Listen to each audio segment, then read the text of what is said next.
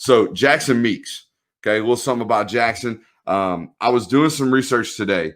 Obviously, everybody knows about the knee injury that he suffered his junior year, or maybe it was late sophomore year. Either way, suffered a knee injury. He's got very little tape up until this point. Goes off against Hoover, and all of a sudden, everybody is, absolutely just going berserk about Jackson Meeks. Everybody's offering Jackson Meeks. Cortez Hankton's calling Jackson Meeks up, saying, "You're our top remaining target. We got to have you." They take Jackson Meeks basically over Jaden Thomas or Deion Colsey. I mean, they had a choice. Don't get it twisted. They had an opportunity at Colsey. They had an opportunity at Jaden Thomas. They chose this kid. I'm going to show you why. He ends up getting hurt later on in the season as well. So there's really, when I say there's not a lot of tape, there is not a lot of tape. But what there is him absolutely freaking torching Hoover, Alabama for, I think, 250. He hit these boys for a 250 piece. I'm talking 2 McDoubles with a side of cheese, hold the pickle and the onion. You know what I'm talking about? This dude gave him the work right here against Hoover. Okay. And what I think he's best at is, look, man, I think one thing you got to know about Todd Monken's system is for every Mike Evans and for every Deshaun Jackson, there is a Chris Godwin. Okay. Chris Godwin, about 6'1", 6'2" range, 200 pounds. These are the modern wide receivers that I consider I always say they look like running backs in the open field. That's what they look like. In the body type, that's what Jackson Meeks is. If you look at him from the waist down, what he looks like, how he runs after the catch, how physical he is, how strong he is at the point, how he high points the football, that's what he looks like to me. He looks like a T20 running back playing wide receiver. The ceiling, and I mean the absolute ceiling of this kid, is A.J. Brown. If y'all been watching A.J. Brown play for the Tennessee Titans this year, this is what this kid's ceiling looks like, okay? Same body type, same ability, same physicality in the way in which they play the game of football. So here's the deal. This is what I think he's best at. I think he's best in a 50-50 ball. Okay, his ability to create, do you see the subtle push off? Watch the right hand extend. Let me see if I can pause it right there. Okay, he's got his right hand on him, and he's going to push it just a little bit and then create that space and go high point the football. That's what I think he's best at, but I also think he's pretty daggone good at creating a highlight film. This is actually wrong kid.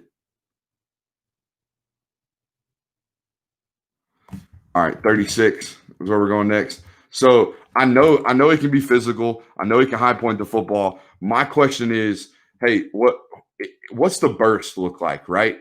Can we take a slant or take a hitch, and can we take it 65, 70 yards?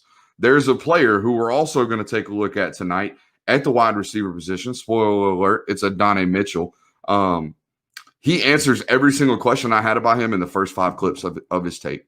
First 5 clips. It was immaculate in the way in which he designed his highlight tape. Jackson, not so much. I don't know. Guys, y'all tell me. Y'all been watching SEC football for a long time. Y'all been grinding the tape on here with me for 8 months or 4 months at this point, 5 months at this point.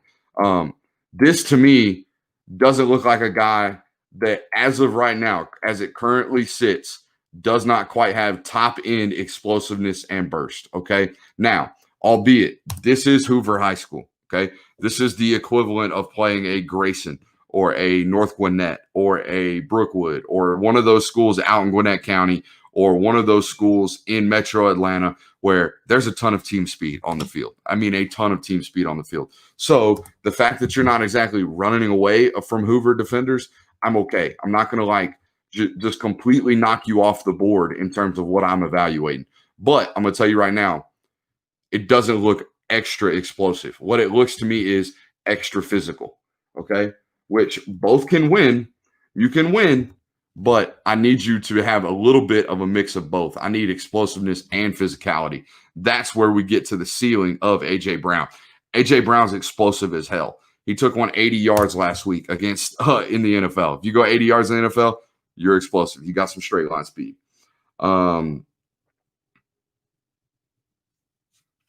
So Now, here's the deal. I already told you he plays in great competition. But again, he really don't separate, okay?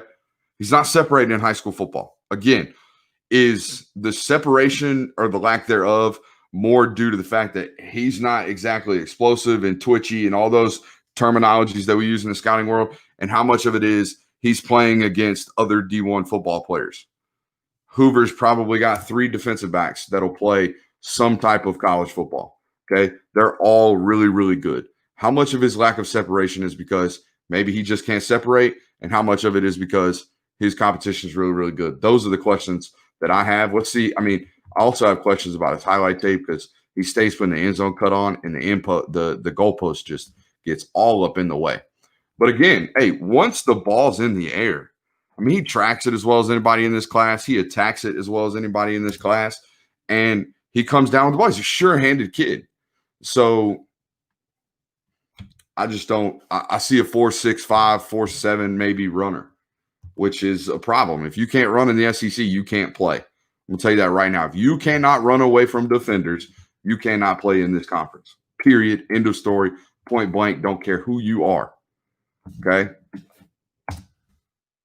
What do we see here, Brooks?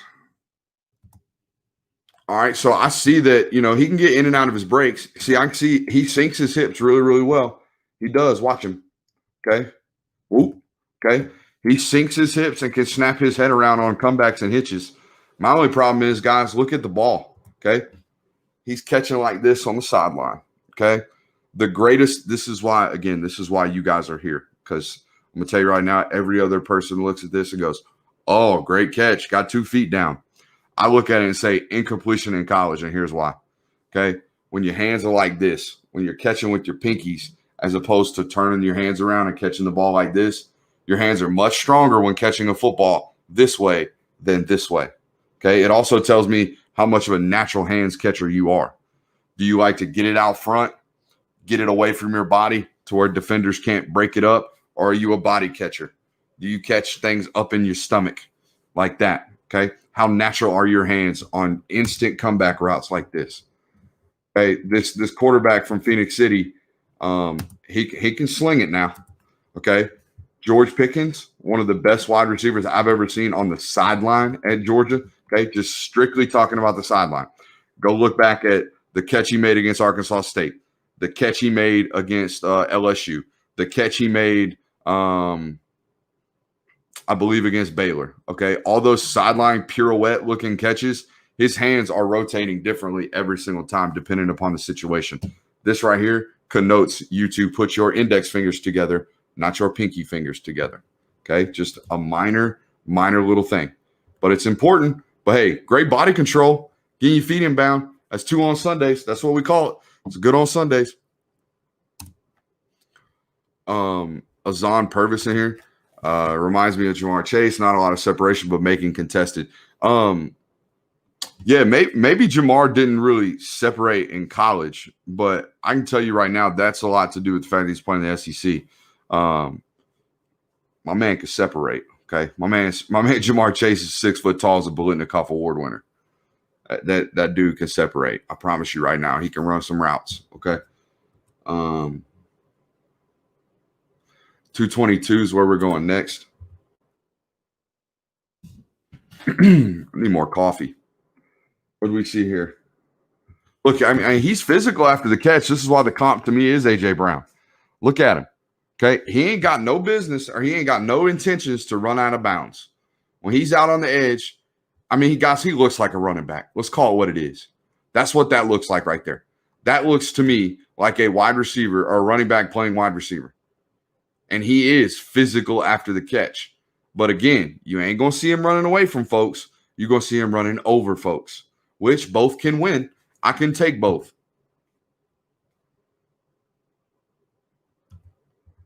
$253. I wrote on this one again, you're hoping that he can be A.J. Brown. What did I see here? Oh, the yak. I mean, look at the yak.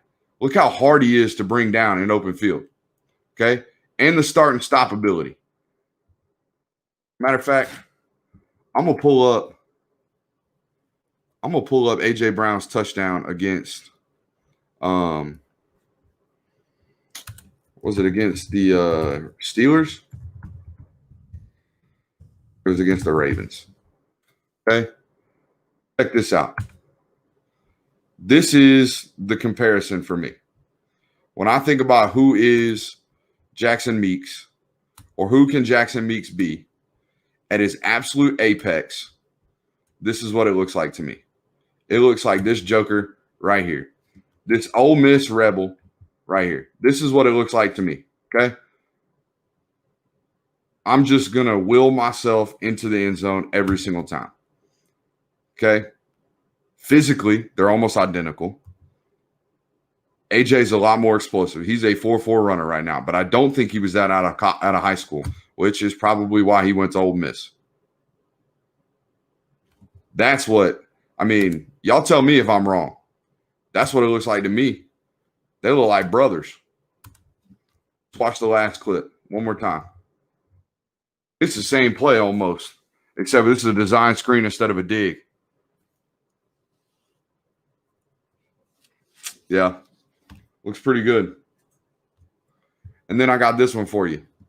At 336, literally in my notes it says he's strong as crap. Because watch him. He's just going to throw defenders off of him. I mean, just throw defenders off of him and continue and then give deuces, okay? This is how strong this kid is. This DB thinks, oh, I got him now. I'm just going to pull him down and rip for the ball. Nope.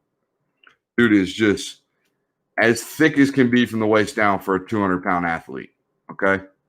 And if I'm Hoover, first of all, I didn't see this when I first watched this. If I'm Hoover's coach, I am irate. Look at this. Look at this. I am absolutely irate. I got you complaining. I got you buying a ticket, and I got you doing God knows what. That's pretty bad. That's the first thing I'm showing on Monday morning. Now, wonder he cooked y'all for 250 yards. Y'all ain't want no smoke. All right. My conclusion on Meeks. I got some people asking me to rate them. I don't do 3, 4, 5, 6, 7, 8, 9, 10 stars. It's not what I do. This ain't kindergarten class. I'm not giving you stars for your good performance, okay? All I can do is tell you whether or not, settle your expectations for each and every kid.